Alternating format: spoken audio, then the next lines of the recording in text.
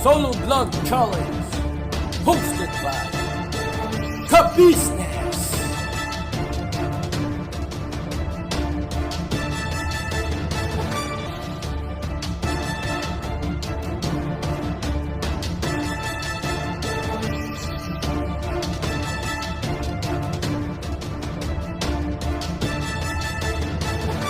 Bira! Mga kabisnes, baka samantalahin ko itong pagkakataon na to. Kung po pwede po sana, lalambing ako sa inyo. Supportahan niyo po yung Anime Reactors TV. Solid ka business po yan. Tapos ano po kasi siya, bedridden na po, mga kabisnes. So sa pamamagitan ng pagbablog, awa ng Diyos nga, na-monetize na siya. Nagkakaroon siya ng kaunting revenue. Kaya maliliit lang kasi yung views niya. Baka pwede po suportahan natin si Anime Reactors TV. Yan. Pero bedridden na po siya. Kaya mapapansin nyo yung artist na mukha niya, pinapakita niya. Cartoon character. Suportahan po natin yan, Anime Reactors TV.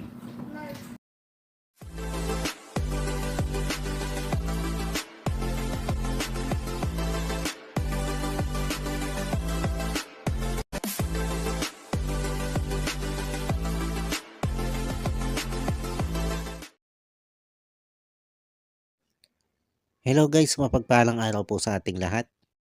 Narito pong muli ang inyong lingkod, Anime Reactors TV. At sa mga hindi pa po nakaka-subscribe dyan sa aking munting channel, ay baka pwede naman pong makipindot na po ng subscribe button. At makilike and share na rin po ng aking mga video. At patuloy din po natin suportahan ang Mag-amang Ka-Business Official at Papa Dins TV. At ganun din po yung kanilang second YouTube channel na Ka-Business Family, na kung saan ay ang 3M nga po ng Ka-Business Family ang nagbablog dito.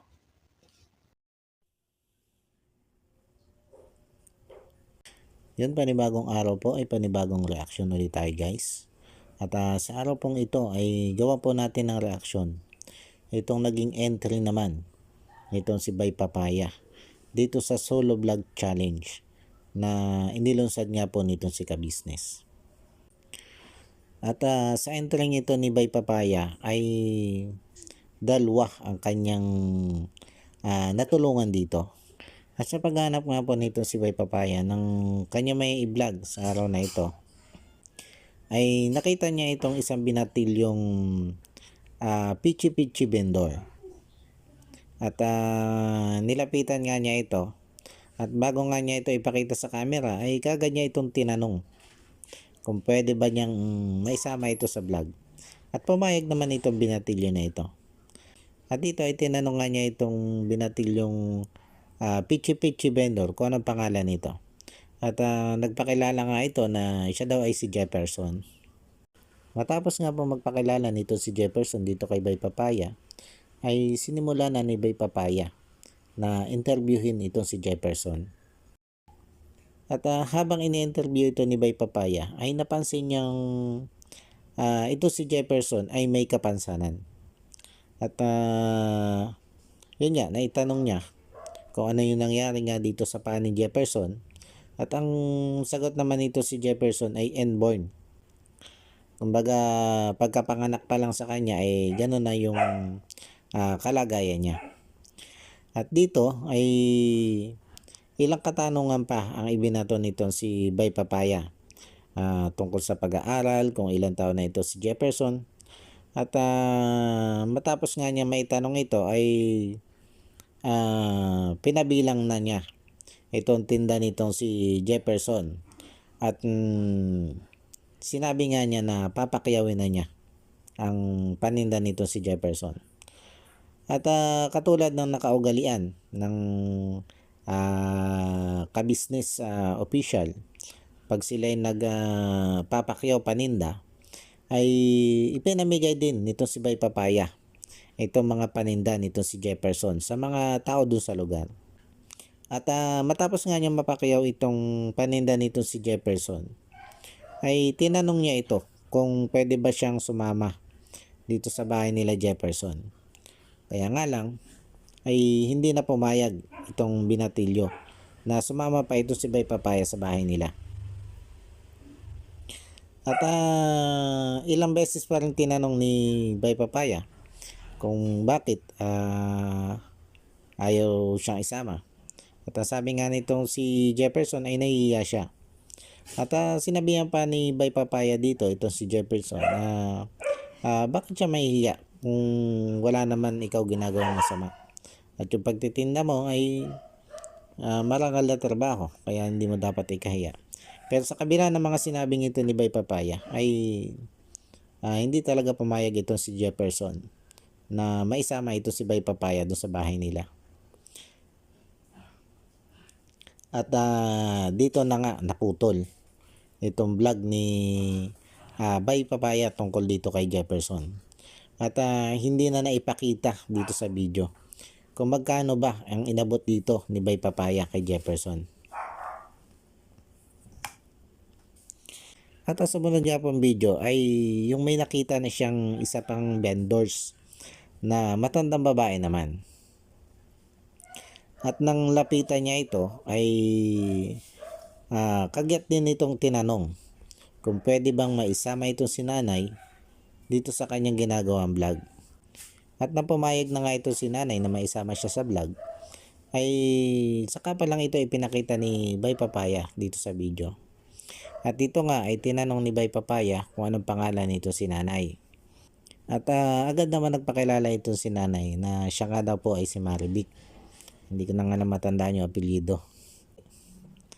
At yun, tinanong din ni Bay Papaya dito kung ilang taon na si nanay. At nang masagot nga ni nanay kung ilang taon na siya ay ang nakakatawang sunod na tanong dito ni Bay Papaya ay kung ilan na daw ang asawa nito si nanay. At sabi nga ni nanay ay isa lang. Dito ay tinanong ni Bay Papaya kung nasan ba itong asawa ni nanay. At doon ay ang sabi nga ni nanay ay pumanaw na yung kanyang asawa. At sa pagpapatuloy nga ng pag-interview dito ni Bay Papaya kay nanay ay nasabi nga niya na relate siya dito sa ginagawa nitong si nanay. Dahil nga siya ay dating vendors din. Ang kaibahan nga lang ay di saging yung kanyang itinitinda. At dito ay nabanggit nga nito si nanay na namumukhaan nga niya ito si Papaya. Dahil yung kumare daw niya ay suki nito si Bay Papaya dito sa saging. Nung panahong nagtitinda pa itong si Bay Papaya ng saging. At yun. Sa kalagitnaan nga ng pag-interview ni Bay Papaya ay binanggit na niya kay nanay na papakyawin niya itong paninda nitong si nanay. At pinabilang na niya kay nanay kung ilang peraso pa itong tinda-tinda nitong si nanay na donut. At matapos nabilangin nito si nanay yung paninda niya ay naitanong din ito si Papaya kung nakapagmerienda na ba itong si nanay. At ang sabi nga po nito si nanay ay okay na, busog pa naman daw siya. Pero nagbiro dito si nanay na kung isasama daw siya ni Bay Papaya sa merienda ay okay naman daw yun.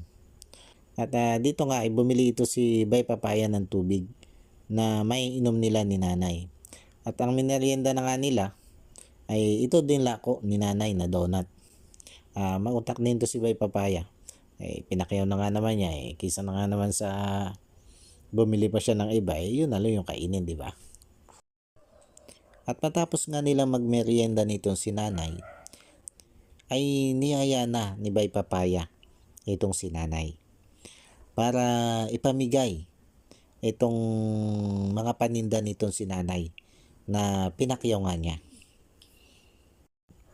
At pumunta nga sila doon sa lugar na kung saan ay ipamimigay nila itong paninda ni nanay na donut. At sa lugar na ito ay kilala din pala ito si Papaya bilang banana vendors nga.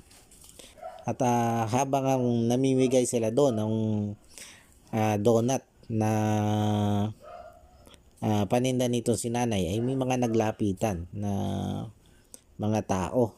At no itanong nila kung anong vlog ni Bay Papaya, no sabing kay ka-business, ay may mga nakakakilala pala dito kay ka-business. Dahil doon sa tinulungan nila ka-business na yung batang si Jassy, na nakita nito sila ka-business doon sa labas ng 7-Eleven. Ito si Jassy na ito guys ay anak ni Tatang Ruel. Si Tatang Ruel ay naging driver ni Laka Business nung panahong tinutulungan nila ka-business ito si Jassy. Kaya lang ay di walang lisensya si Tatang Ruel, kaya minabuti na rin ni ka-business na wag nang pag-drive-in itong si Tatang Ruel. At ang tanda kong huling vlog dito nila ka-business dito kay Jassy ay nung ihatid sila nila ka-business dito sa Bulacan. Nung dumating nga itong nanay ni Jassy galing abroad at nagdesisyon sila na dito na lang sa Bulacan manirahan at magtinda-tinda na lang doon. Yun yung huling vlog nila ka-business dito sa binabanggit nga nitong mga tao dito sa dito sa lugar na pinamigayan nitong sila Bay Papaya ng donut na lakongan nito si nanay. Yun guys, tuloy tayo dito sa vlog ni Papaya. Kumbaga naisingit ko lang itong kay Jassy dahil nga yun nabanggit dito sa vlog yung patungkol dito kay Jassy. At matapos nga pong may pamigay nito sila Bay Papaya itong paninda ni nanay na donut, ay sinamahan naman ni Bay Papaya itong si nanay sa pagre-remit doon sa bakery na kinuhanan nga nito si nanay ng paninda niyang donut. Hindi na nga lang na i-video ni Bay Papaya yung mismong pagre-remit nila ng naging benta nitong si nanay doon sa bakery dahil may sound nga daw po doon. Kaya naman dumiretso na itong sila Bay Papaya at si nanay doon sa bahay nito sila nanay. Kaya lang ay hindi din nakapasok itong si Bay Papaya doon sa loob ng bahay nila nanay. Dahil nga may aso daw at tila hindi din kayang kontrolin itong si nanay itong aso sa loob ng kanilang bahay. Kaya minabuti nila na doon na lang sa labas sila patuloy ng pag-uusap. At dito ay iniabot na nitong si Bay Papaya yung karagdagan niyang tulong dito kay nanay. Bukod nga po doon sa pinakyaw niyang donut, ay inabutan pa nitong si Bay Papaya ng halagang 4,000 pesos itong si nanay.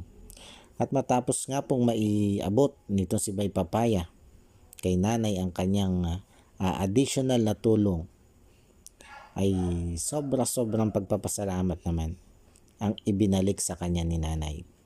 At dito nga ay sinabi pa ni nanay na ito si Bay Papaya ay hulog ng langit para sa kanya.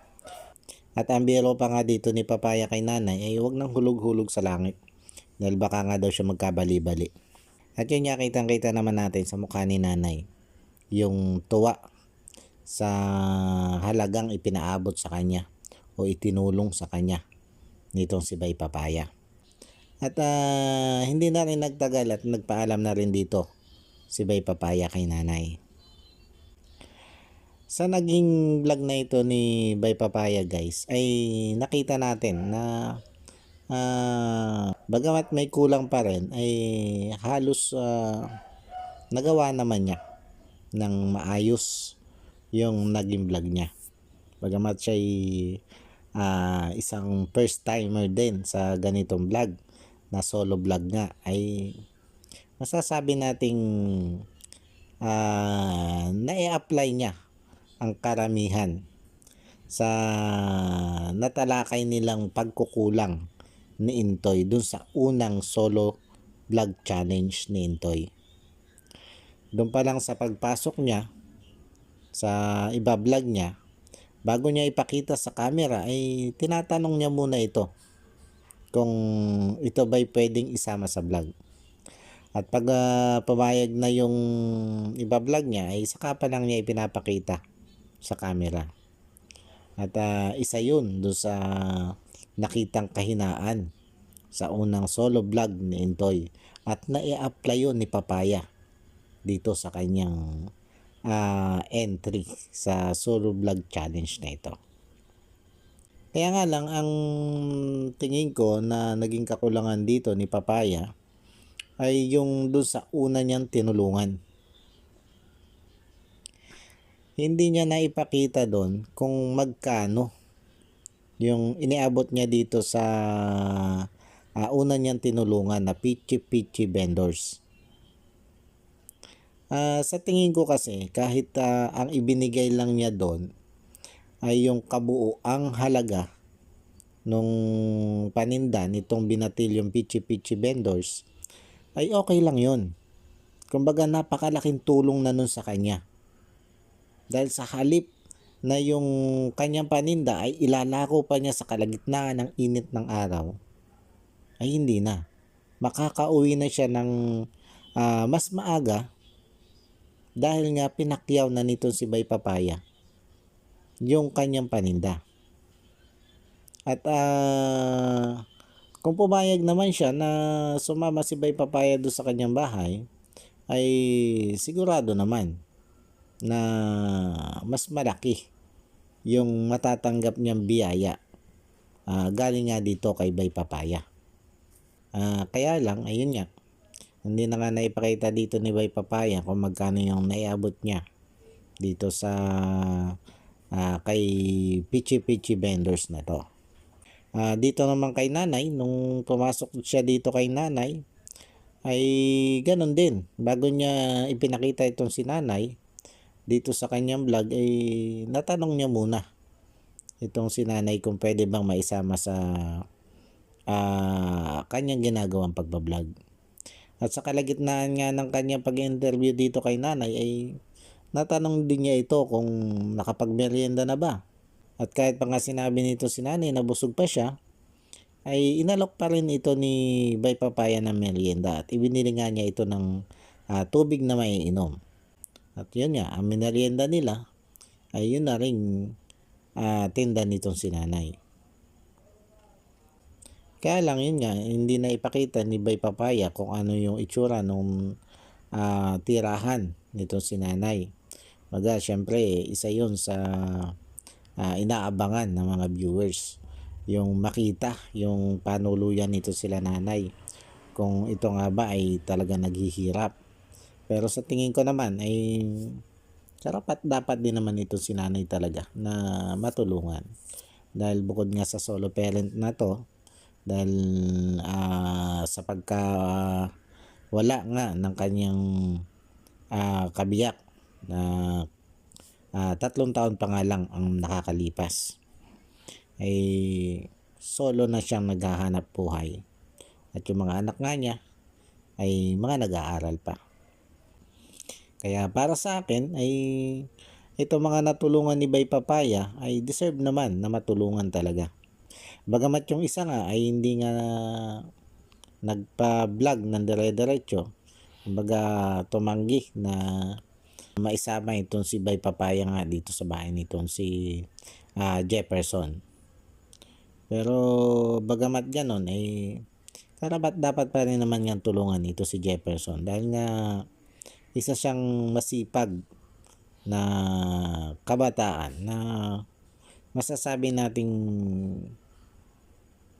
pwedeng maging ehemplo ng iba pang mga kabataan, dahil sa kabilangan ng kanyang kapansanan ay masipag pa rin siyang naglalako para makatulong sa kanyang pamilya. At sa kabilangan ng kanyang paglalako ay nakakapag-aral pa rin siya.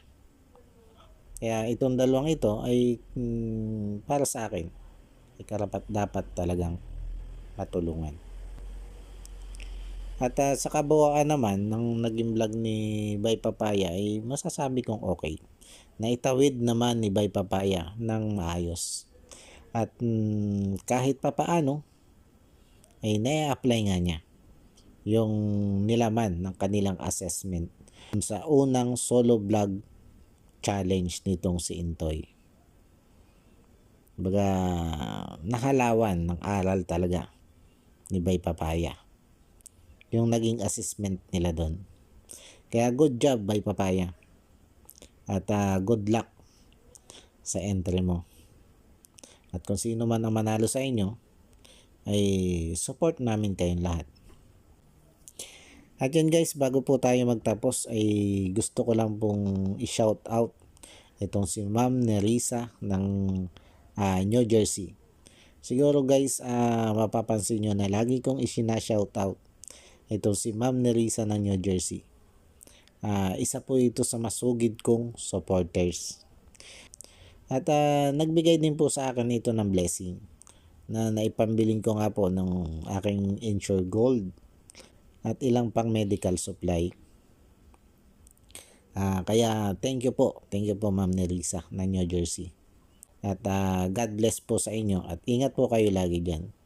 At gusto ko din pong i-shout out itong aking mga kasamahang reactors na sila Taong Gala, Mamplers Channel, Katangay PLC, Kalingap Turak, Almendas Mix Vlog, at Annalyn Reality Vlog. Yun guys, supportahan din po natin silang lahat. Sila po ay magigiting ding reactors ng Ka-Business Official, Ka-Business Family, at ng Papa Dins TV.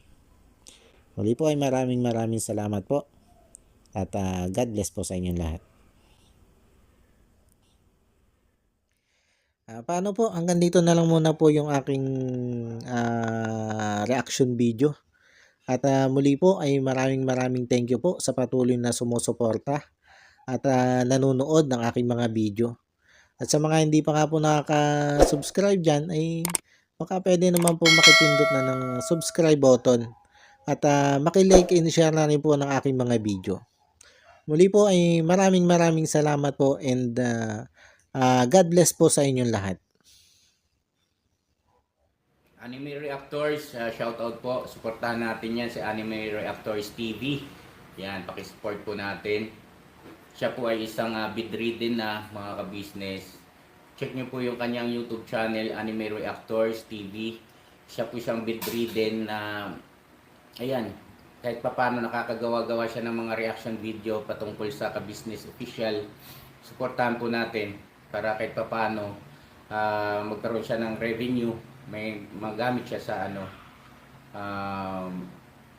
pambili-bili man lang ng gamot. Ano po mga ka-business.